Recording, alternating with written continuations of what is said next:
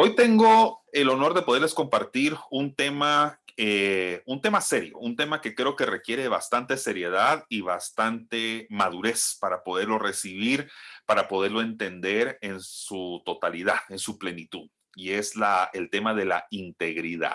Somos hombres valientes, así nos declaramos nosotros en este ministerio, y creo que el mensaje del miércoles anterior, que ya está en mi canal, perdón, jueves anterior, que ya está en mi canal de YouTube, por si alguien lo quiere escuchar, ver o repasar, me sirvió como plataforma para el tema que hoy les voy a compartir. Así que una vez más agradezco la palabra a Gustavo. Gustavo pues realmente se preparó muy bien para hablarnos a nivel espiritual y creo que habló fuertemente a nuestras vidas a través de un tema muy sencillo, un tema sencillo pero profundo a la vez. ¿Qué significa ser un hombre valiente, verdad?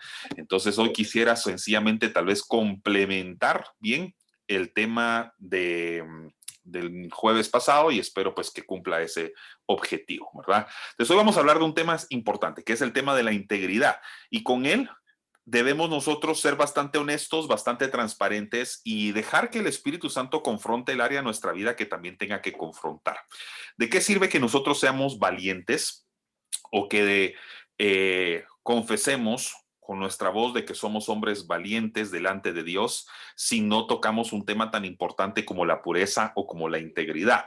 Obviamente este es un tema bastante vasto, yo lo voy a condensar en un mensaje de escasamente 30 minutos, pero les suplico pues que abran su corazón y que dejen que Dios y no este servidor sea quien habla a sus vidas. ¿Qué significa la palabra integridad como significado, verdad?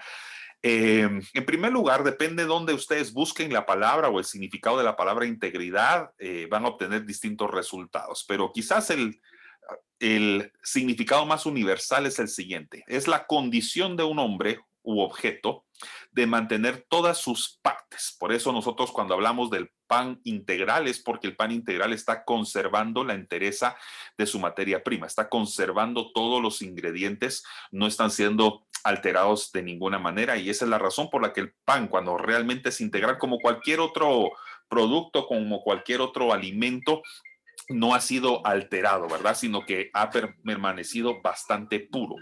Esto no incluye solo lo físico, sino también los valores y hasta nuestras convicciones personales. Dice acá, se puede afirmar que una persona es íntegra cuando actúa de acuerdo a las ideas que manifiesta, tanto a nivel moral, legal, social, espiritual, etcétera. En pocas palabras, una persona que es íntegra es una persona que merece ser confiable.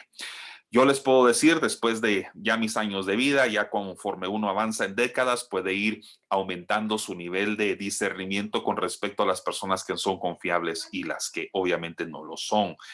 Normalmente tendemos a confiar en las personas que han demostrado su integridad hacia nosotros. En esa integridad ha sido manifestada por medio de la fidelidad, la confidencialidad y entre otros valores y virtudes más. Pero una persona que es íntegra es una persona que es confiable. En, en el marco espiritual, no digamos en el marco religioso, creo que es bien importante que nosotros toquemos ese tema, porque tan importante es revisar quiénes nos están siguiendo como también a quienes estamos siguiendo nosotros. Como mentor, tengo la responsabilidad de decirles a ustedes que no sigan los pasos de personas que no son confiables, personas que en opinión de ustedes no son personas íntegras en el Evangelio, que es decir, que no reflejan el carácter de Jesús, no reflejan la imagen de Cristo. Si fuimos creados a imagen y semejanza de Dios y todo lo que la persona hace, dice, piensa y manifiesta no refleja a Dios, es una persona por lo tanto no confiable y no les recomiendo seguir, por lo menos en términos de admiración y ejemplo, a esas personas. A lo contrario, como Pablo bien lo decía, todo lo que habéis visto, aprendido, todo lo que habéis escuchado, todo lo que visteis en mí, todo eso haced, ¿verdad? Creo que Pablo estaba responsabilizándose como una persona que ejemplificaba o imitaba el carácter de Jesús, y por eso tenía la autoridad moral para poderle decir a las personas: todo lo que ustedes han visto en mí, eso hacer. Pero todo lo que tenían que ver a través de Pablo era una imagen, un reflejo de quién era Jesús. Pero todos tenemos un reto y aquí va el reto. Estamos en un tiempo en el que parece que la moralidad y la legalidad están entrando en conflicto. En unos minutos voy a explicar un poquito más eso. Hace mucho tiempo que yo no abordo este tema, sobre todo en una reunión de hombres valientes, pero estamos viviendo un tiempo en el que pareciera que lo moral y lo legal están entrando en conflicto y no se están poniendo de acuerdo. Y esto ha provocado que el hombre se encargue de escribir sus propias leyes, sobrepasando a veces las leyes de Dios. Y el problema de esto es de que no estamos disfrutando, no estamos gozando de autoridad moral.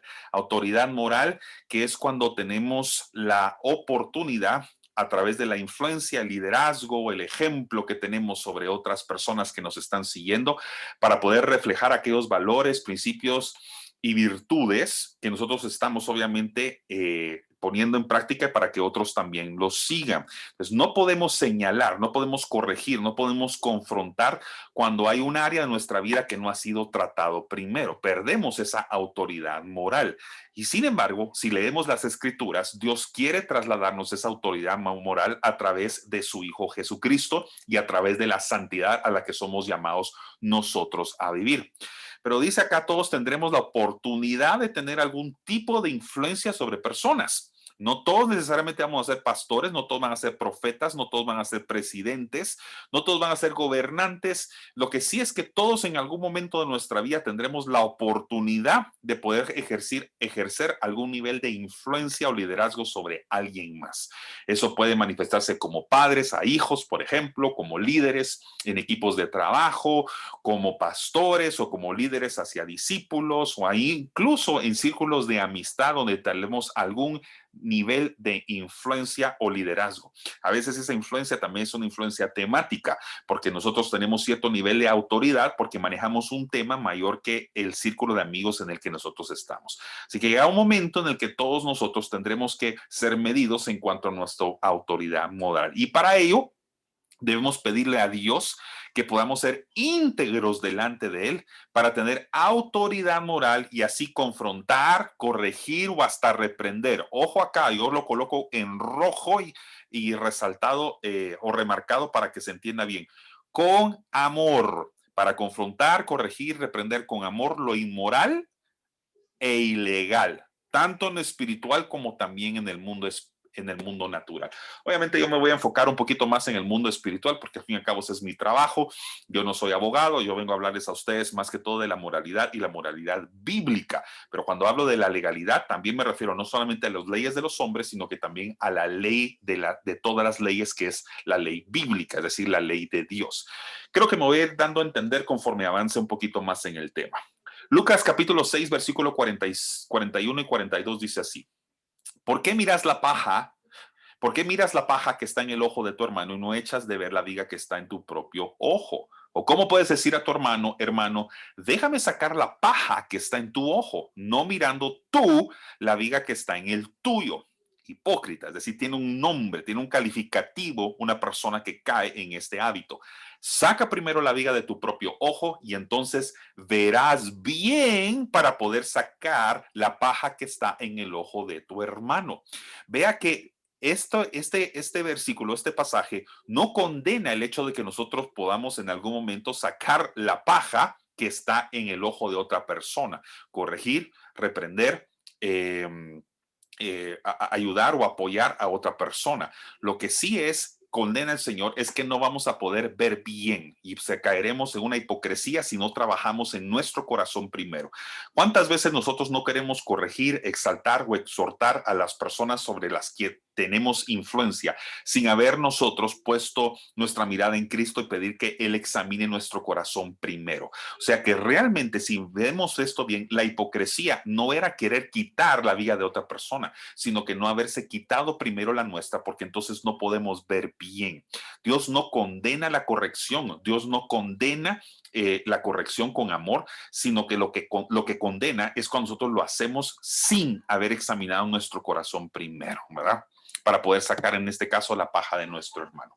A propósito de esto, miren lo que dice Mateo 24, capítulo 4 al 31. El domingo pasado yo mencioné Mateo 24. Todavía a la congregación, los que estuvieron ahí, les dije, léanlo, porque no tenía tiempo para hacerlo. Recuerdan que les decía yo a la congregación, no tengo tiempo por todos los puntos que tuvimos, un programa tan completo como el que tuvimos el domingo, no me permitía poder avanzar un poco más en este tema. Pero les dije a todos, lean Mateo 24, lean el versículo 4 en adelante y ustedes van a entender cada vez más. Permítanme, solo voy a silenciar micrófonos. Van a poder ir entendiendo cada vez más lo que significa las señales de los últimos tiempos. Yo no lo voy a leer todo, de verdad, eso prefiero que ustedes lo hagan por su cuenta. Hoy ya vendrá una oportunidad para que podamos hablar precisamente sobre esas señales y entremos en en un esquema escatológico. Sin embargo, hay una parte de esa escatología que sí me gustaría hoy predicar. Dice Mateo 24, respondiendo Jesús les dijo, ellos estaban preguntando a sus discípulos, ¿cuándo serán las señales del fin? ¿Cuándo será esto? ¿Cuándo ocurrirá esto antes de tu venida?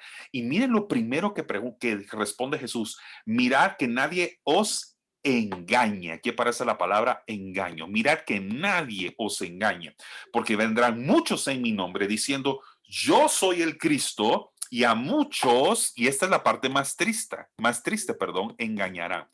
Es decir, hay una profecía que viene en labios de Jesucristo que en los últimos días vendrá un tiempo en el que habrá un espíritu de engaño y esa será la plataforma sobre la cual el enemigo va a poder trabajar. Va a ser la plataforma que será la antesala de todas las demás señales que vienen, por ejemplo, a partir del versículo 6, donde dice, y oiréis de guerras y rumores de guerra. Mirad que no os turbéis. Y ahí viene otro tipo de sentimiento, ¿verdad? Tribulación o que no se turben las personas, porque es necesario que todo esto acontezca, pero aún no es el fin. Se levantará nación contra nación, reino contra reino, y habrá pestes, que eso podríamos meter ahí, tal vez la palabra pandemia, que es donde más califica en todo esto, y hambres y terremotos en diferentes lugares. Y todo esto será principio de dolores. Todo lo que está sucediendo ahorita en el mundo, y esto lo pincelé el domingo para los que estuvieron allí, todo lo que está ocurriendo en el mundo es la antesala a los últimos tiempos, es el inicio, los principios de dolores. Muchas veces nos hemos referido, porque así lo ilustra la Biblia, las señales de los últimos tiempos como a dolores de parto. Antes de que realmente ocurra el parto, hay dolores que anteceden a ese acontecimiento del alumbramiento, ¿ya? Entonces, si nosotros estuviéramos ahorita en los últimos tiempos, como sucede en el mismo procedimiento que una mujer pasa previo a dar a luz, estamos en ese principio de dolores, estamos en las contracciones antes de que venga el alumbramiento, antes de que nazca el hijo, vienen esas contracciones y esas contracciones son dolores, son dolorosas. Y cualquier persona que ha estado cerca o ha vivido o por lo menos ha visto suficientes películas para entender las contracciones, cada vez se vuelven más seguidas, más seguidas, más seguidas, hasta que viene el tiempo clímax, el tiempo más importante, que es el alumbramiento, ¿verdad? Que es el punto más importante de todo eso que está ocurriendo. Pero ¿dónde empieza todo? Según Mateo 24, en el engaño. Así que nosotros como hombres valientes tenemos que estar con los ojos muy abiertos, espiritualmente íntegros para no caer en las garras del enemigo. Y lo primero que va a querer el enemigo es que seamos engañados. Y fíjense cuál es la primera de todas las señales cuando los discípulos se lo piden a Jesús. Vendrán en mi nombre diciendo soy el Cristo y obviamente no lo serán. Es decir, uno de los primeros síntomas de los principios de dolores va a ser el engaño, va a ser la suplantación de la identidad de Cristo. Aquellas personas que digan que son de Cristo y no lo son, que dirán cosas que vienen de Dios, pero que realmente no provenían del corazón de Dios. No necesariamente son personas que se van a disfrazar como Jesús, vestir como Él o querer a propósito imitarlo hablando como Él. Serán personas que tal vez empezarán diciendo es que Dios ha dicho cuando Dios no ha dicho absolutamente nada. Entonces, si nosotros no tenemos los ojos bien abiertos, podemos caer en el espíritu del engaño y es el primer síntoma de los principios de dolores al que nosotros como valientes no podemos caer. Entonces, ¿qué es lo que llega a suceder? ¿Qué es el engaño? El engaño puede tener muchos nombres y puede tener muchos significados, pero tal vez el más importante es el que está ahorita en sus pantallas. Falta de verdad en lo que se dice, se hace, se cree o se piensa. Eso es un engaño. Cuando hay falta a la verdad en lo que se dice, hace, cree o piensa. Y como lo he hecho en la iglesia, si sustituimos la palabra que está en rojo, que es verdad, con la palabra Jesús, porque Jesús es la verdad, es el camino, es la verdad y la vida, podríamos decir que es la falta de Jesús. Falta de Jesús en lo que decimos, en lo que hacemos, en lo que creemos y en lo que pensamos. Básicamente, cuando la Biblia se refiere en Mateo 24 de que viene un tiempo en el que las personas serán engañadas, serán todos aquellos que quieran suprimir, suplantar, sustituir las cosas de Dios por las cosas de los hombres. Y entonces aquí es donde se viene bien complicada la cosa. Mateo 7, 24, 29 dice así: a cualquiera pues que me oye estas palabras y las pone en práctica, lo compararé a un hombre prudente que edificó su casa sobre la roca. Descendió la lluvia, vinieron ríos, soplaron vientos y golpearon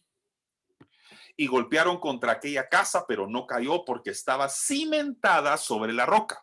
Pero cualquiera que me oye estas palabras y no las pone en práctica, lo compararé a un hombre insensato que edificó su casa sobre la arena.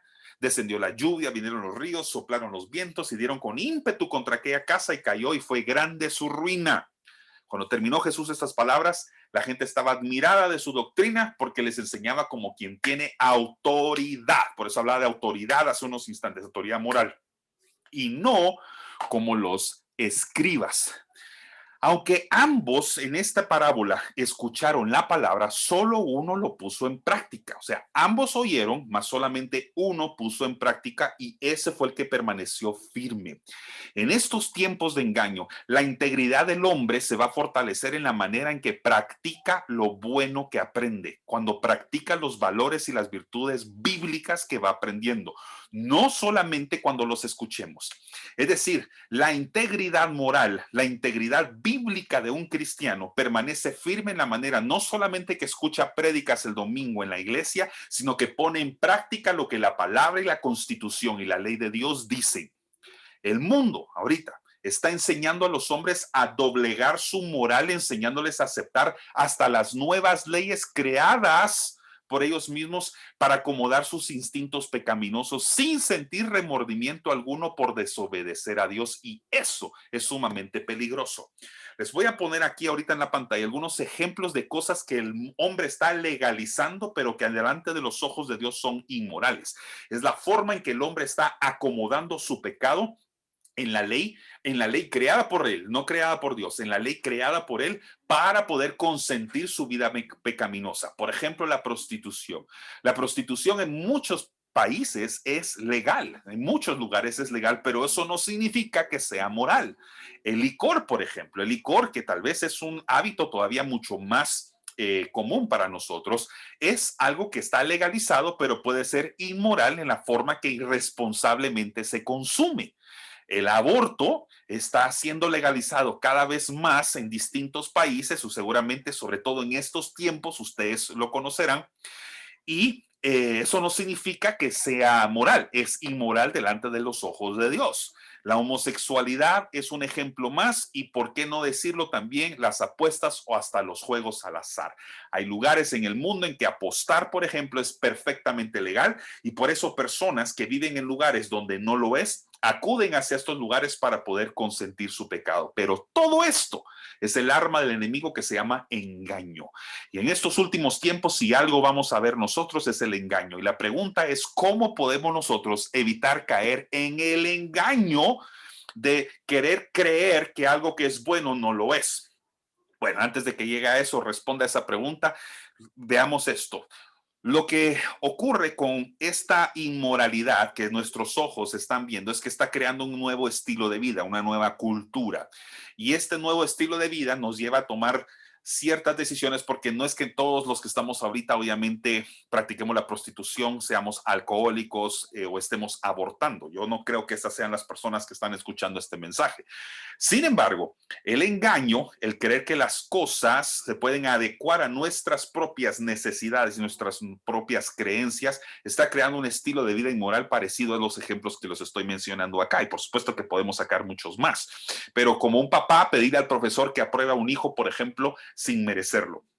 Como catedrático, como maestro que he sido durante 22 años, obviamente he estado en escenarios en los que se me presentan oportunidades para poder promover a un alumno, a un estudiante que no se lo merecía en cuanto a sus resultados y a cuanto a su empeño, ¿verdad? No olvidaré el momento en el que una ocasión un papá al que me preguntaba, mire, ¿qué puedo hacer para que mi hijo pase? Entonces yo le dije, bueno, pues si hace sus exámenes de recuperación, si hace este trabajo de recuperación, a la cual ustedes seguramente recordarán como retrasadas o retrancas, no sé cómo le llamaban en sus tiempos, el estudiante en efecto puede todavía aprobar el grado. Entonces me recuerdo que la persona viene y me dice, mire, pero le puedo dar a usted clases. Entonces yo le dije, sí puedo dar, pero honestamente en estos momentos de mi vida yo ya no estoy dando clases. Eso fue, honestamente, fue hace casi 18 años, pero lo recuerdo como que fuera ayer. Y entonces podría tal vez hacer una excepción, pero tendría que ver mi horario. Entonces recuerdo que yo no era director, por cierto, en ese entonces yo era profesor de grado, no era director, no tenía ninguna posición de responsabilidad grande dentro del colegio. Realmente estaba iniciando en el proceso educativo. Y recuerdo que la persona vino y me dijo, mire, pero ¿cuánto me cobra? Entonces yo le dije, tanto por hora, pero me interrumpió, me dijo, pero ¿cuánto me cobra? O sea, cóbreme lo que me tenga que cobrar para asegurarme de que mi hijo va a pasar. Y solo con eso, yo ya sabía que la persona estaba tratando de hacerme entrar en una zona de inmoralidad y estaba tratando de comprar mi integridad con dinero, tratando de comprometer mi lealtad y mi honor con dinero. A eso me refería con este ejemplo. Por supuesto, no me voy a tener con todos los demás, solo los voy a mencionar. Aquí hay otros como hacer trampas para ganar las posiciones o promociones de un trabajo. Y eso ocurre todos los días. Si alguien trabaja acá en un ambiente de oficina, seguramente ha detectado más de algún momento una persona que está buscando ganarse posiciones y promociones de una forma incorrecta. Y obviamente en el sistema en el que nosotros estamos, un sistema político, un sistema de gobierno totalmente corrompido, esto sucede a diario. Pretender que el árbitro, por ejemplo, beneficie a un equipo, comprar un árbitro, conseguir un donativo para que no condenen a un delincuente, eso puede ser llamado mordidas en nuestro país, tiene otros nombres tal vez en otros países. Colarse en un evento cristiano para que Dios le hable. Y esto lo he visto, no se imaginan cuánto. Nunca olvidaré momentos en los que miraba personas colándose en congresos y en conciertos buscando una palabra profética de parte de Dios en pleno evento. Pedir que Dios prospere un negocio sin licencias, permisos, legalidades, haciendo las cosas obviamente incorrectas, ¿verdad? Todos estos son actos ilegales de corrupción y hasta de tráfico de influencias. Si lo hacemos con Dios, queremos hacerlo parecer legal, lo que hace precisamente que sea inmoral. Es decir, decimos, es que Dios está conmigo y queremos meter a Dios en nuestras decisiones incorrectas que están haciendo que están faltando a nuestra integridad y la moralidad bíblica. Y lo que sucede es que como lo oramos y como el pastor llegó y bendijo mi negocio, bendijo mi trabajo, entonces creemos entonces que ya porque está santificado por medio de Dios, me permite a mí utilizar aquello que Dios oró, aquello que Dios, bendijo para razones incorrectas o inmorales. Y eso delante de Dios es muy, pero muy mal visto. Mire lo que dice Isaías 5, capítulo 20. Hay de los que llaman a lo bueno, hay de los que llaman a lo malo bueno y a lo bueno malo, que tienen las tinieblas por luz y la luz por tinieblas, que tienen a lo amargo por dulce y lo dulce por amargo. Hay de los sabios a sus propios ojos e inteligentes ante sí mismos. O sea que hay un respaldo bíblico para lo que yo estoy explicando y es en Isaías capítulo 5 donde encontramos eso. Cuidado a aquellas personas que llaman a lo malo bueno y las cosas buenas les dicen que son malas. Están básicamente tergiversando la moralidad divina y eso delante de Dios tiene condenación. Entonces, ¿Qué es lo que tenemos que hacer nosotros como antídoto para contrarrestar todo lo que acabo de explicar ahorita? Y ahorita termino explicándole a ustedes lo que en opinión mía, después de varios libros que he leído con respecto a esto, pero en especial el libro de todos los libros, mi literatura favorita, que es la Biblia, cuáles son aquellos valores morales que aparecen en la Biblia que podemos extraer nosotros como hombres valientes para permitirnos, para permanecer firmes delante de una sociedad en decadencia moral. Estos valores que estoy ahorita por leerles, le pido al Espíritu Santo que no solamente se convierta en algo que ustedes escuchan y se les olvida al rato, sino que sean sembrados en las vidas de aquellas personas que digan, Señor, trabaja esta área en mi vida en el nombre de Jesús. Empezando tal vez por la más evidente u obvia, que es la valentía, porque al fin y al cabo así se llama este ministerio, hombres valientes. Un hombre valiente es aquella cuya confianza en el poder de Dios lo ayuda a vencer cualquier miedo. Y lo citó muy bien Gustavo, habló muy bien de esto. Josué 1:9 dice, mira lo que te mando, mira que te mando a que te esfuerces y seas valiente. No temas ni desmayes, porque Jehová tu Dios estará contigo donde quiera que vayas. Si algo espera el Señor de nosotros, es valentía, y ese es el primer valor que yo quiero sembrar en sus vidas y en sus corazones, como el antídoto para no caer en esa inmoralidad bíblica, en ese estilo de vida inmoral. El primero de ellos es aprender a ser valientes. ¿Y por qué aprender a ser valientes? Porque en el mundo en el que nosotros vivimos, pareciera que se requiere más valentía permanecer firmes que pecar. O sea, en el mundo en el que estamos, donde la gente está aceptando más al pecado, es más valiente el que permanece firme en sus principios y convicciones y valores que aquel que se doblega y cae bajo la cultura inmoral. Vendrán los tiempos en los que seremos retados a querer, por ejemplo, casar a una pareja homosexual, y ahí es donde será de valientes permanecer firmes a nuestras creencias, a los principios y valores morales. Y los sacerdotes y los pastores tendremos que tomar firmes decisiones con respecto a eso, y para eso se necesita ser valiente. Ahorita, como está la sociedad, es más de valientes permanecer íntegros, puros y santos que doblegarnos a la cultura pecaminosa. El segundo valor que quiero sembrar en sus corazones esta noche es el valor de el honor. El honor es una cualidad moral que impulsa a una persona a actuar con rectitud, cumpliendo su deber y de acuerdo con la moral. Primera de Pedro capítulo 2 dice así, Dios quiere que ustedes hagan el bien para que la gente ignorante y tonta no tenga nada que decir en contra de ustedes. Ustedes son libres porque son servidores de Dios, pero no crean que por ser libres pueden hacer lo malo. Respeten a todos y amen de manera especial a los miembros de la iglesia. Honren a Dios y respeten al emperador romano. ¡Ja! Eso es tener honor, ¿verdad? ¿Qué se dice de nosotros cuando no estamos presentes en un lugar? Honor no es lo que nos dicen en la cara. Honor es ese nombre, esa reputación que nos persigue a nosotros, que dejamos atrás aun cuando nuestra presencia física ya no está en la habitación. ¿Qué se dice de Fernando Arias cuando se reúnen los hombres valientes y hablan de mí? Por favor, no me peleen. Pero si es que sale mi nombre, si es que sale mi apellido, ¿qué es lo que las personas dicen de mí? ¿Qué es lo que dice la gente de Obed Pérez cuando Obed Pérez no está? ¿Qué es lo que la gente dice de Gerson Salguero cuando Gerson Salguero no está presente? Estamos construyendo un nombre, un legado a través de nuestro apellido para las generaciones que vienen después de nosotros. Tenemos que honrar ese apellido y honrar esa presencia de Dios en nuestro corazón. Hacer que las personas no tengan nada malo que decir en nuestra contra. Para poder llegar a este nivel de lo que les estoy subrayando ahorita en su pantalla, necesitamos ser personas honorables.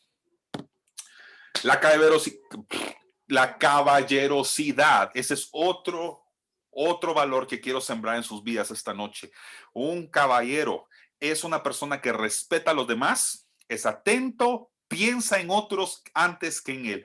La caballerosidad va mucho más allá de solamente abrirle la puerta a una mujer, no, es mucho más allá de decir buenos días, es estar atento y pensar en las necesidades de las otras personas antes que uno mismo. Ser caballeroso es ser como Cristo, porque Cristo se antepuso la vida de los demás a la suya. Dio como prioridad a nosotros antes que a él mismo, y por eso murió en la cruz. Ser caballeroso es ser como Cristo. Y Filipenses capítulo capítulo 2, versículo 3 al 4 dice, no hagan nada por orgullo o solo por pelear. Al contrario, hagan todo con humildad y vean a los demás como mejores a ustedes mismos. ¡Wow! Esto vale la pena subrayarlo. Al fin y al cabo, este es un estudio bíblico, amén. Y vean a los demás como mejores a ustedes mismos. Qué difícil nos la pone el Señor, pero podemos hacerlo en Él. Nadie busque el bien solo para sí mismo, sino para todos. Eso es una persona caballerosa. Les presento una persona caballerosa cada vez que alguien está velando más en cómo las necesidades de los otros son cubiertas antes que las de uno mismo. Y siendo hombres valientes, los que somos responsables de casas, de hogares, de matrimonios, sabemos lo importante que es cumplir ese principio en nuestras vidas. La pureza es el siguiente valor que quiero sembrar en sus corazones esta noche. La pureza, que ya se fue la pureza. Ahí está. Un hombre puro es limpio de corazón, mente, palabra y cuerpo. Eso es pureza, ser limpio de corazón, de mente, palabra y de cuerpo. Y Salmo 119 creo que lo ilustra mucho mejor que yo. ¿Con qué limpiará el joven su camino? Con guardar tu palabra. Con todo mi corazón te he buscado. No me dejes desviar de tus mandamientos. En mi corazón he guardado tus dichos para no pecar contra ti. La lealtad. Un hombre leal es aquella persona que es fiel. Primera Corintios capítulo 15, 58 dice así. Así que hermanos míos amados, estad firmes y constantes, creciendo en la obra del Señor siempre, sabiendo que vuestro trabajo en el Señor no es en vano. Miren, voy a tratar de ser muy cuidadoso y humilde en la forma en que explico esto, pero solo es para hablar de mi testimonio personal. Hay una razón por la que este hombre que les está hablando ha sido bendecido y prosperado a pesar de tribulaciones y dificultades ministeriales, personales, económicas, cualquiera que ha querido tocar la puerta de mi vida, de mi corazón, de mi familia o aún de mi matrimonio. Y es porque siempre me he permanecido leal a la obra del Señor. He crecido en la obra del Señor. No me he separado de la obra del Señor. Los que han estado acompañándome en la serie llamado, les he contado mi testimonio, cómo desde los 12 años de edad no he podido separarme del servicio y de la obra de Cristo. No lo puedo hacer. Y eso ha provocado en mí un sentimiento de lealtad hacia la gente. Yo creo que esa es la razón y por eso estoy tratando de no predicar desde una plataforma de orgullo o altivez, sino que utilizarlo como ejemplo si sirve de algo para inspiración para ustedes y al fin y al cabo con responsabilidad, porque muchos de ustedes han decidido seguirme a mí como oveja, siendo yo su pastor y entiendo el compromiso y la responsabilidad que con eso conlleva, pero yo me imagino que tal vez por eso se ha reflejado eso en mi vida hasta laboral. Llevo 22 años ininterrumpidamente de estar sirviendo al mundo en la educación, en la misma empresa, trabajando ahí diligentemente todos los días. Y no sé si será el resto de mis días trabajando en la misma empresa privada en la que yo trabajo hasta hoy por hoy. Lo que sí les puedo decir es de que la lealtad que yo practico en Cristo se ha visto reflejada en las demás cosas que hago fuera de su obra, o sea, que hago también en servicio al mundo. Es cuando tú practicas tu lealtad a Jesús en tu servicio a Cristo, eso se puede ver manifestado, reflejado, perfeccionado en la forma que tú practicas la lealtad hacia otras personas. Si lo quieres ver así también, las personas que son leales a Jesús son más leales a sus esposas. Nosotros podemos perfeccionar nuestra lealtad y fidelidad en el matrimonio en la manera que le somos fieles a Dios. No sé si tiene sentido eso, no me puedo extender más por el tiempo, pero en el nombre de Jesús que lo puedan recibir. Dos más. Penúltimo valor, no menos importante, la obediencia. Y esto, Gustavo, lo mencionaste el jueves pasado y creo que es tan importante, la obediencia. Un hombre obediente es aquel que sigue los mandamientos de la palabra de Dios y cumple los deseos de aquellos que están en autoridad sobre él. Es decir, obediencia no solamente a las cosas de Dios, sino que a aquellas personas que están en autoridad sobre mí también.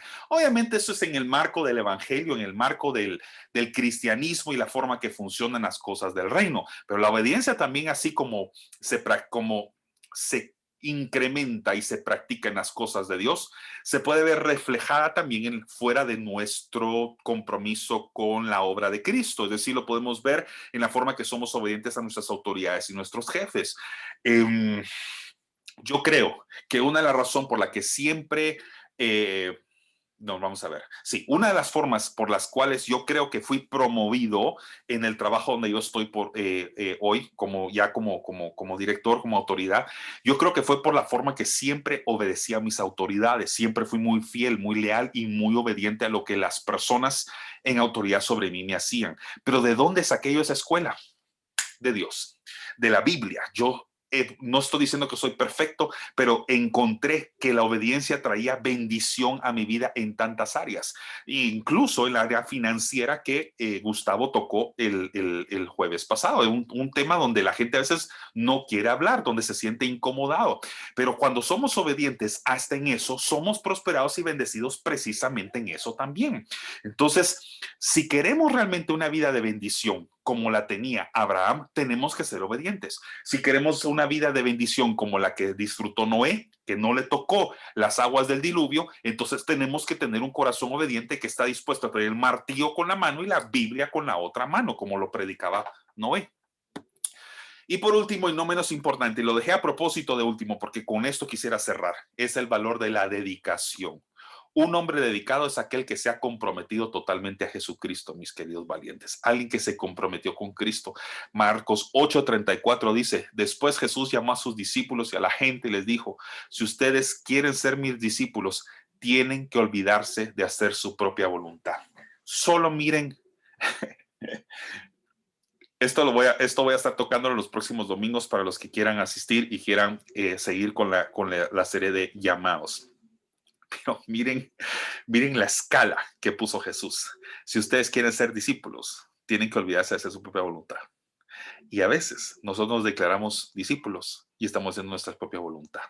Estamos queriendo hacer nuestras leyes, queremos hacer nuestros actos, queremos consentir nuestros deseos, nuestras propias concupiscencias, ¿verdad? Y ponerlas antes y todavía nos queremos discípulos de Jesús. Somos verdaderos discípulos de Jesús cuando tenemos una vida íntegra, moralmente y legalmente correcta delante de Él y sobre todo cuando nosotros estamos dispuestos a hacer lo que Él diga.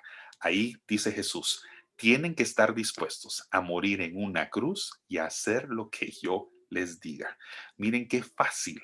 Nosotros etiquetamos de discípulos a cualquier persona que entra o sale de una iglesia, entra a un grupo o sale de él. Si lo vemos a la medida que Cristo lo ponía, es otro nivel realmente ser un discípulo de Cristo. Es estar dispuesto a morir en una cruz y hacer lo que sea que Jesús nos llame a hacer. Eso es ser un hombre valiente y practicar esos valores en nuestras vidas personales nos llevará a lo que yo esta noche he denominado como integridad. Les puse esos valores no para intimidarlos, sino que al contrario, los coloqué para que sean cada uno de ellos merecedores de un tiempo de meditación y reflexión y ver cómo está nuestra vida personal y espiritual delante de Él, a sus ojos, ¿verdad? Amén. ¿Están por ahí? No. Todavía acá. Muy bien.